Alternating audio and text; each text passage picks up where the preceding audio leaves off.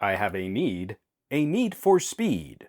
Hey there, this episode of Some Gadget Guy is brought to you by viewers like you, all of the incredible folks who are sharing these videos across social media, and the amazing generosity of my patrons at patreon.com/SomeGadgetGuy. More info on those awesome nerds later in the video. The folks at iQOO sent this my way to test drive and share some thoughts. The iQOO 13 is in the GadgetLab. It is still kind of blowing my mind that phones are releasing faster and faster. This is going to be one of the most powerful phones of 2025, and it's here today. Part of the conclusion at the top, the iQOO reputation is alive and well. The main focus is on speed and performance. It's a fast device. But like many phones this year, those performance improvements from Qualcomm's new Snapdragon 8 Elite come with a higher price tag. We're seeing a few compromises in other areas of these phones, and those differences are felt just a little bit more when we look at phones meant to disrupt expensive phones. Even if I were importing the most expensive 1TB version of the iQOO, I would spend about as much as buying the base model 128GB iPhone 16 Plus. Year over year, design changes are subtle. We have made the switch to flat screen, flat sides, and I prefer that build over older iQOO. The previous generations of this line of phones had this rail-thin feeling on your fingertips. Depending on your region, we now have proper IP68, IP69 certifications, but I think folks would be hard-pressed to tell the difference between the 13 and the 12 if we were just looking at them. What does change are some of the lifestyle tech bits. Whew, I was watching Con Air.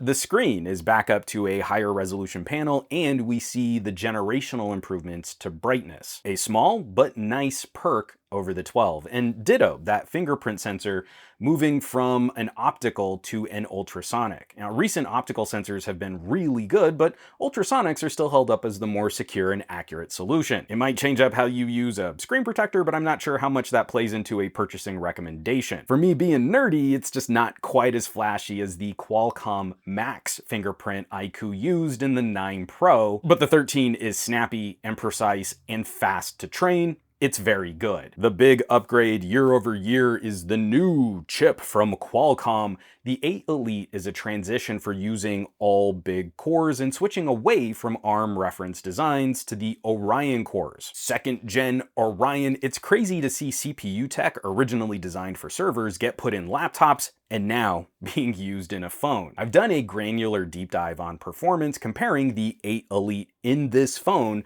against the new Dimensity 9400 in the Oppo Find X8 Pro. You can see those results in bar graphs on patreon.com/SomeGadgetGuy. And I showed one tease of those performance differences in another video where video editing and rendering performance is significantly noticeably faster on MediaTek hardware this year. It is a crazy year for mobile tech. MediaTek is in a refining year as they made the jump to all big CPU cores last generation, and Qualcomm has to compete with different cores this year. Comparing phone performance is so much more nuanced than just looking at a Geekbench score. I mean, in fact, the 8 Elite will win most synthetic benchmarks, but when you load up a real app, something you would actually use to get some work done, well, that's a bit different. The 8 Elite is a nice generational improvement over the Snapdragon 8 Gen 3, but that's not the only metric to compare. It's kind of blowing my mind. I really expected Samsung and Google to be giving Qualcomm more competition in the premium space. It's not just can Qualcomm beat their older processor, they're facing some heavy-hitting competition from MediaTek. As a quick tangent, I know people get up in their feels about mega corporation brands. If you see a company like MediaTek surpasses an established performance company like Qualcomm, we should be excited. That's how we get better products. Competition. If you see AMD beat Intel in performance, you wouldn't shrug it off and say, well, performance doesn't even matter because all computers are basically fast enough now. We're talking about expensive phones. Performance still really matters, especially as apps get heavier and more machine learning is going to happen on device. Qualcomm is not facing significant threats from other chip manufacturers, so we need MediaTek to keep the pressure on. But I digress. There's a unique feel to both chips this year. All big core hits different, and this is a much bigger deal than our usual yearly upgrades.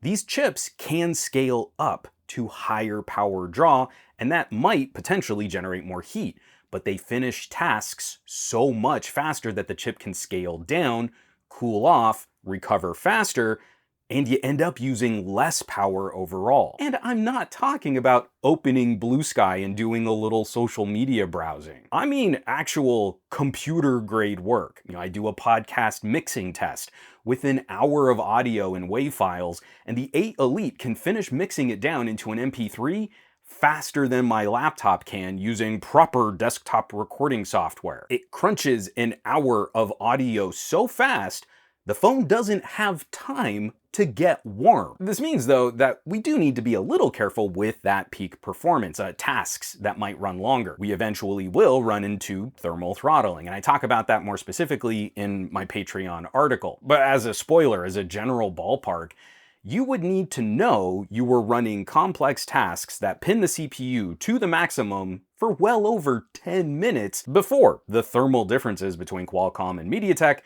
might influence a purchasing decision. So when was the last time you knew you were gonna run the CPU that hard for that long? Short story, incredibly long here because I ramble. There is no point shopping phones in this tier and just using them to scroll a little social media. This is an incredible amount of compute power on tap, largely going to waste, and you could save money stepping down a tier in pricing while still easily covering all those basics. Which brings us to gaming, one of the crown jewel features of the iQOO line, and I'm increasingly at a loss how to quantify this performance. I don't play competitive shooters or Genshin Impact, and reviews already take so long to produce, I'm not gonna spend a minute playing a game I don't like to play. Plus, I just think it helps folks to see that there's a growing library of awesome games out there, and mobile has become a fantastic platform for games to reach their last market, or for indies to launch and find more audience. There really is no game properly published for mobile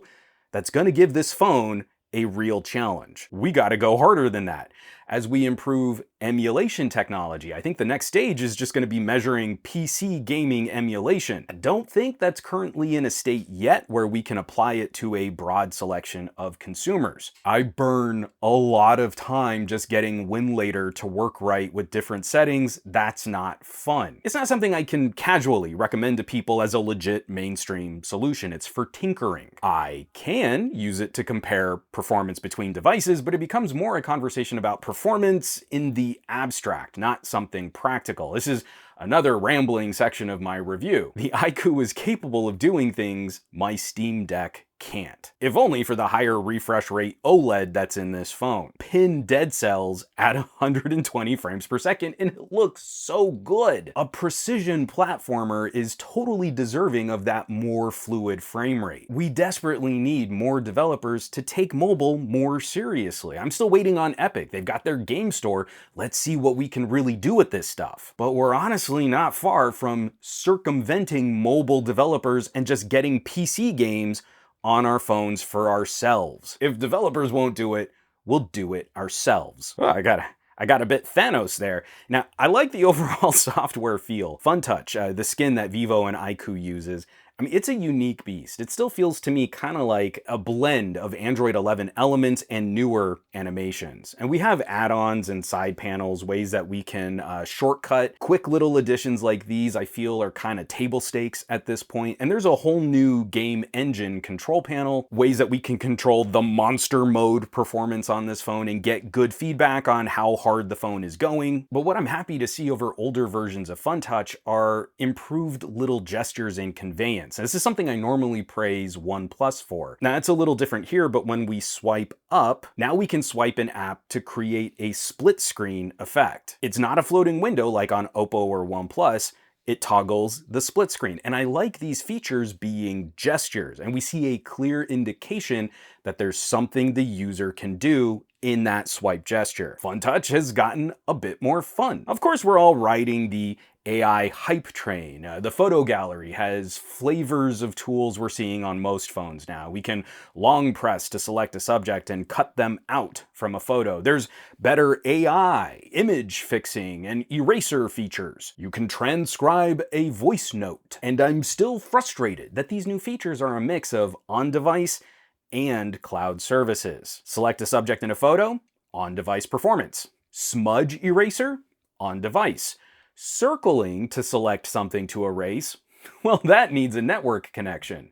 AI healing needs network, and we can't transcribe on device either. A lot of these features don't seem to need a monster powerful new chip when they send that information up to a data center. So AI aside, I like the direction FunTouch is going. It's a unique vibe. It doesn't feel like a clone of ColorOS or One UI. I think everyone is borrowing a bit more from Apple than I would prefer, and I've been good with FunTouch on Vivo phones, but this is kind of a fresh update for the skin. Moving on, I'll mention some compromises. The cameras are the area I think people might notice some differences year over year. The iQOO 13 returns us to good mid-range camera sensors, which feels a bit of a step down from the iQOO 12, which had some great premium tier sensors and optics. It's actually a little closer to the iQOO 11. That makes the 12 a bit of an outlier.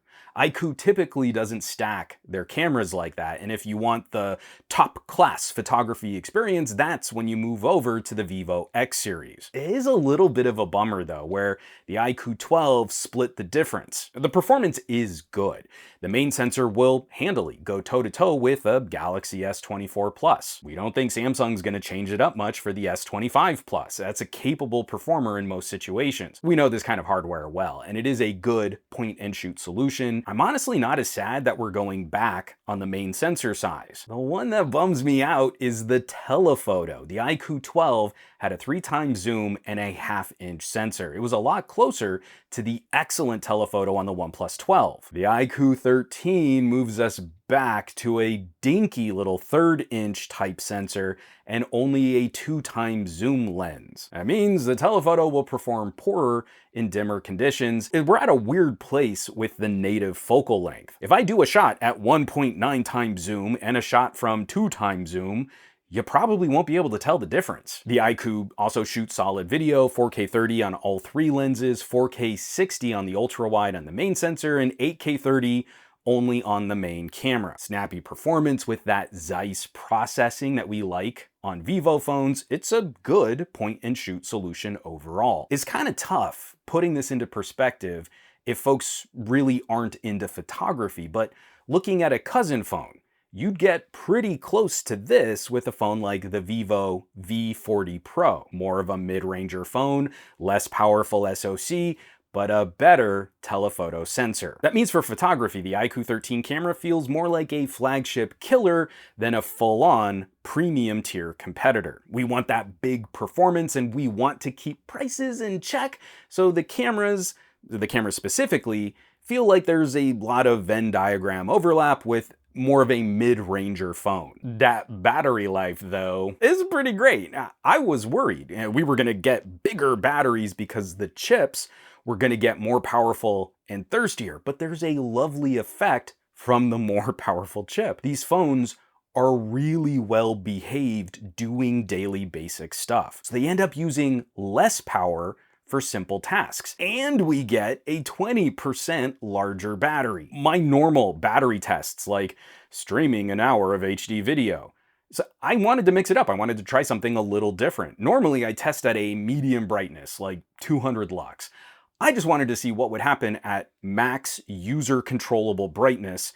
Streaming 1 hour of HD video over Wi-Fi only drained about 8% of the battery, which is really good. Even running the phone hard, I was doing all my benchmarks and testing, using the phone the entire time in monster mode. I only drained about 10% of the battery, where in previous years that could sometimes tank like 30% of a phone's cell. This is a feature that feels like a tangible improvement over last gen. And we still have that crazy fast 120 watt charging, but now our estimate for a full charge is a little different because the battery is bigger. iQOO estimates 30 minutes for a full charge. I clocked around 34 minutes on USA electrical sockets. It's even less precious though to get that full charge, because if you can plug in for about 15 minutes, get a little more than a 50% charge, should easily be more than a day of use, unless your needs are more demanding than mine. I keep beating this drum that real fast charging is a perk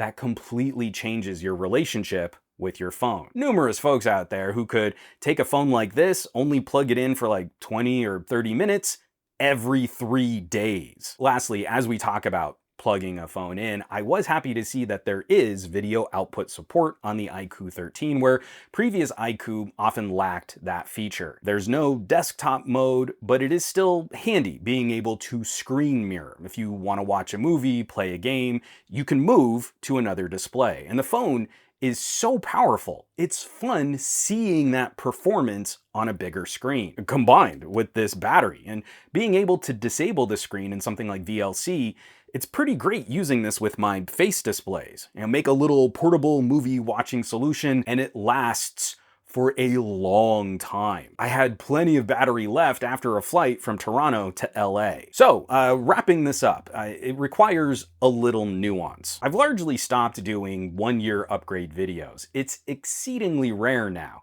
that a phone is so good it's worth selling a 1-year-old phone to replace it. This year is gonna be interesting, and it's not unique to iQOO. A lot of companies are moving parts around to compensate for increased component costs. It shifts the iQOO 13 back into more of a flagship killer tier. This still improves a lot of lifestyle features over the iQOO 12, but the 12 is still a wonderfully complete phone. The upgrade that makes more sense in my brain is if you were coming from something like an iQOO 9 Pro.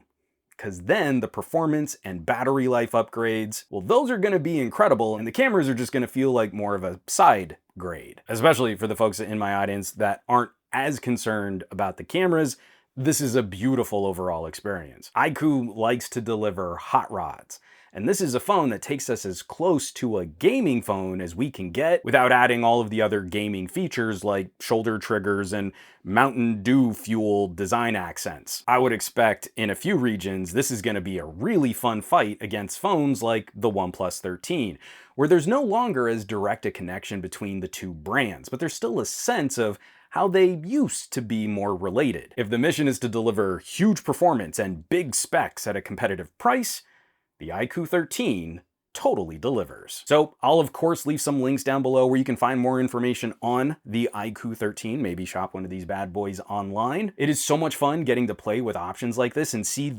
just the wealth of competition that's happening internationally. All the phones that we just will not get here in the United States that could probably do really well. And the folks who get to see the results of my testing first are my incredible patrons. All of the names scrolling by on your screen, a huge thank you from the bottom of my heart, because these are the folks that are helping to keep the lights on here in the Gadget Lab. They're basically the coolest geeks in the universe, so I hope you'll check them out. Now, you know where you can find me across the rest of the internet, at SomeGadgetGuy, basically everywhere, but these days I'm trying to spend a bit more time on the Mastodons, the Blue Sky, a lot less so on the Facebooks and the Instagrams and the Threads, definitely not on the Twitters, and I will catch you all on the next review.